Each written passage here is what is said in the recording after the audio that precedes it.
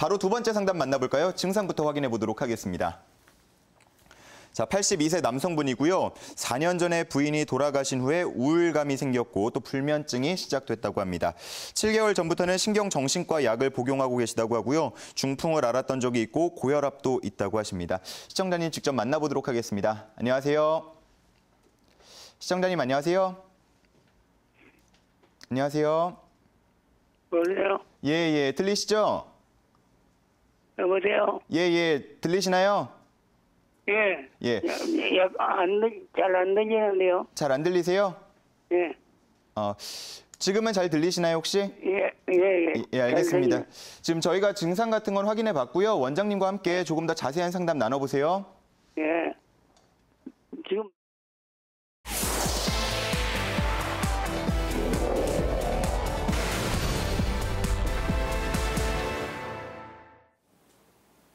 네, 선생님 안녕하세요.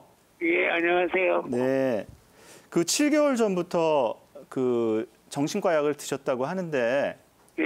그 드시기 전에는 얼마나 힘드셨어요? 말도 못하죠. 말도 못하게 힘들어가지고 죽을 뻔했어요. 구체적으로 어떻게 잠을 뭐 전혀 못 주무시고 음식도 맛이 없어서 못 드시고 뭐 그러셨나요? 무기력하고 예. 자꾸 부정적인 생각이 많이 드시고 그러셨어요? 죽고 싶은 생각만 들고 그냥 막 밤에만 그냥 막 뛰어나가고 예. 뛰어나가서 이게 뭐야 영하 13도 14도 막 그럴 때도 바깥에서 새다 오고 그랬거든요.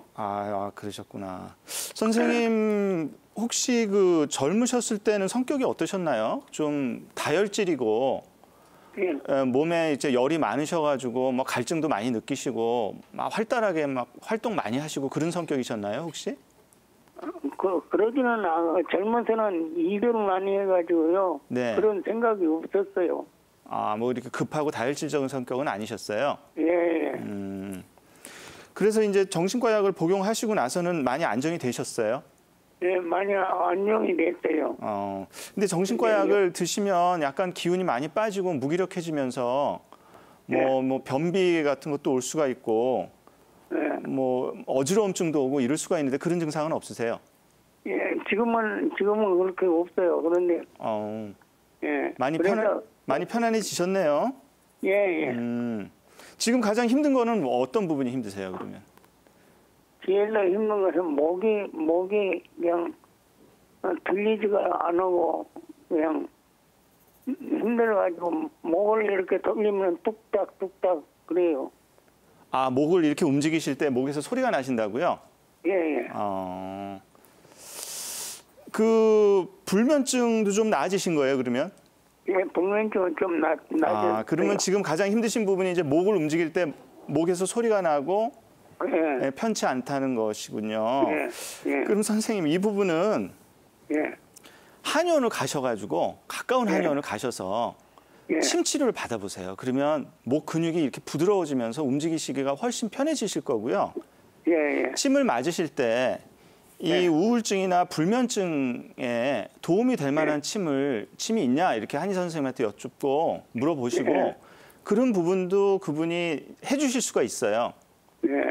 불면증이나 우울증 같은 게 이제 장기로 보면 심장이나 간, 또 뭐 소화기하고도 연결이 되고 또 기가 이렇게 뭉친 거는 또 폐하고도 연결이 되는데 그게 크게 부담이 없는 침 치료를 통해서도 그 기운을 이렇게 풀어줄 수가 있거든요. 그리고 이제 한의원하고 집을 왔다 갔다 하시면서 햇빛을 보시고 뭐 그런 부분들도 훨씬 그 우울증이나 불면증을 좀 극복하는 데 도움이 됩니다, 선생님. 다행히도 이제 그 신경정신과 치료를 통해서 아주 심한 증상들은 많이 가라앉으셨으니까 그죠? 너무 다행이고요. 그런 목 치료는 한방 그 침 치료를 받아보시고 다른 여타 기존에 갖고 계신 증상들도 한방 치료를 통해서 조금 더 도움을 받도록 하세요. 그런데 혈압이 있는데 제가 뭘 많이 먹었냐면 시골에 쓴바귀 있잖아요. 어떤 거요? 쓴바귀. 쓴바귀. 예. 그걸 좀 많이 먹었거든요. 그러니까 좀 많이 좋아진 것 같아요. 그럼 지금 드시는 약은 혈압약하고 신경정신과 안정제하고 이렇게 드시는 거죠? 항우울제하고. 예. 뭐 상식이지만 혈압은 혈액이 깨끗해야 되고 예. 또 혈관이 그래서 건강한 상태를 유지를 해야 되니까 예. 뭐 쓴바위 같은 그런 거 좋고요. 예. 그다음에 이제 육류를 좀 덜 드셔야 되겠죠. 근데 가족들하고 같이 식사하시나요, 선생님? 혼자 오죠요? 혼자 계세요. 예. 그러면 배가 많이 고프시다가 갑자기 뭐 배고픔 끝에 그냥 뭐 국수 드신다든지 빵을 드신다든지 뭐 우유 뭐 이렇게 드시는 경우가 종종 있으신가요? 국수 같은 건 좀 삶아 먹어도 네. 뭐 배고파서 삶아 먹은 거 아니고 습관적으로 이게 제가 소식을 하기 때문에 습관적으로 네. 예, 소식하는 건 아주 잘하시는 거고요. 예. 예. 그러시면 뭐 식사도 지금 뭐 소식을 하시니까 뭘 드셔도 과식을 안 하시니까 음식으로부터 오는 해는 덜 하실 것 같고 예. 또 뭐 우울증이나 불면증도 뭐 많이 뭐 심각한 편은 아니시니까 또 반복된 얘기지만 꼭 가까운 근처 한의원을 좀 찾아보세요. 선생님이 편하신 한의원을 찾으셔서 침 치료를 받으시고 여러 가지 증상들을 한의사 선생님하고 상의를 해서 도움을 많이 받으실 거예요, 선생님. 네, 이렇게 좀 힘든 상황에도 저희한테 연락을 주셔서 감사하고요. 말씀 참고하셔가지고 좀 상황이 나아지는 데 도움이 되었으면 좋겠습니다. 자, 앞서서 불면증에 대한 호소도 하셨습니다. 이럴 때는 또 한약재로는 어떤 것들을 추천해 주실 수 있을까요? 네, 불면증 이제 한의원에 오신 환자분, 불면증 환자분들 같은 경우 한방 치료를 받으면 치료가 상당히 잘 됩니다. 그러니까 불면증을 갖고 계신 분들 거의 다가 이제 여러 가지 또 복합된 증상들을 갖고 계세요. 뭐 전반적으로 이제 좀 부정적인 뭐 걱정하는 마음, 우려하는 마음 이런 것들 많이 갖고 계시면서 소화 기능도 떨어지고 그다음에 쉽게 무기력해지고 뭐 이런 분들이 많은데 불면증 치료를 하면서 그런 뭐 무기력감이나 뭐 소화불량, 뭐 음식이 맛이 없다든지 뭐 만성적인 피로랄지 이런 것들도 같이 치료가 되거든요. 근데 우리가 그런 치료를 할 때 불면증이 있을 때 특히 이제 거기다 첨가하는 약들이 있어요. 대표적인 약들이 진짜 불면증에는 감초처럼 들어가는 약인데 산조인이라는 약입니다. 산조인은 재밌는 게 잠이 많이 올 때는 그냥 생걸로 쓰고요. 잠이 이렇게 불면증이 올 때는 이제 볶아서 까맣게 볶아가지고 그거를 가루를 내서 쓰기도 합니다. 그 다음에 이제 우리가 흔히 음식으로 먹을 수 있는 것 중에 이제 고사리도 이제 먹으면 잠이 온다고 이제 동의보감에 나와 있고요. 제가 지금부터 말씀드린 거 다 동의보감에 나와 있는 약재나 음식 중에 우리가 이제 흔히 주위에서 구할 수 있는 것들을 말씀을 드리면 매실을 덜 익은 걸 따서 그거를 이제 열을 가하거나 아니면 훈증을 해가지고 쓰는데 그거를 이제 오메라고 합니다. 이제 까맣게 변하거든요. 오메도 역시 이제 차로 마시면 잠이 온다 이렇게 돼 있고요. 능금이라고 전통 사과 있죠. 기존 우리가 개량된 사과보다 좀 작은 크기인데 빨갛고 이것도 많이 먹으면 잠이 온다 이렇게 동의보감이 나와 있고 또 밀 있잖아요. 밀가루를 할 때 밀도 번열이 있어서 불면이 올 때 그러니까 심장이나 간이나 이제 화기가 많이 차면 막 답답해서 이제 잠을 못 자고 이러는데 이럴 때 이제 밀도 달여 먹으면 잠이 온다고 합니다. 그다음에 마지막으로 주겹이라고 이제 대나무 이파리 중에 고주겹이라고 있습니다. 대나무 이파리가 이제 여러 가지 종류가 있는데 고주겹이라는 것도 번열을 없애면서 불면을 낫게 한다 이렇게 되어 있습니다. 주위에서 구할 수 있으신 분들은 이런 거 구해서 계속 차처럼 우려내서 드시면은 불면증도 좋고 이런 약재들이 또 갖고 있는 다른 좋은 효과들이 있거든요. 부작용은 없고요. 그러니까 활용해 보시기 바랍니다. 예, 불면증에 도움이 될 수 있는 한약재들 알아봤습니다. 앞서서 시청자님 같은 경우는 우울증도 좀 앓고 계신 것 같았습니다. 근데 다행히 앞서서 또 소식을 하고 있기 때문에 뭐 크게 해가 되진 않을 거다라고 말씀했던 부분이 기억이 나는데요. 김윤희 원장님께 좀 여쭤볼게요. 평소에 이렇게 먹는 것들 중요할 것 같은데요. 우울한 마음을 달래주는 뭐 그런 식품들도 있나요? 네, 우울한 마음을 느끼시는 분들은 뭐 시청자분들이나 뭐 저희나 뭐 과도한 스트레스나 너무 과로를 하고 난 다음에는 우울한 기분 누구나 느끼실 겁니다. 근데 이제 우리 몸에서 그 정신 건강에 중추가 되는 뇌, 이 뇌에는 최근의 연구에 따르면 이 뇌의 상태가 유전적으로 어떤 유전자에 의해서 결정되는 것이 아니라 우리가 매일 먹는 식품이라든지 어떤 마시는 이런 음료를 통해서도 어느 정도 개선이 가능하다는 이런 의견을 가지고 있습니다. 요즘처럼 좀 날씨가 좀 추워지고 그러면 좀 우울하신 분들도 많으실 거고 피로감 느끼시는 분들도 많으실 텐데요. 이런 우울감을 극복할 수 있는 해피푸드에 대해서 말씀을 드리도록 하겠습니다.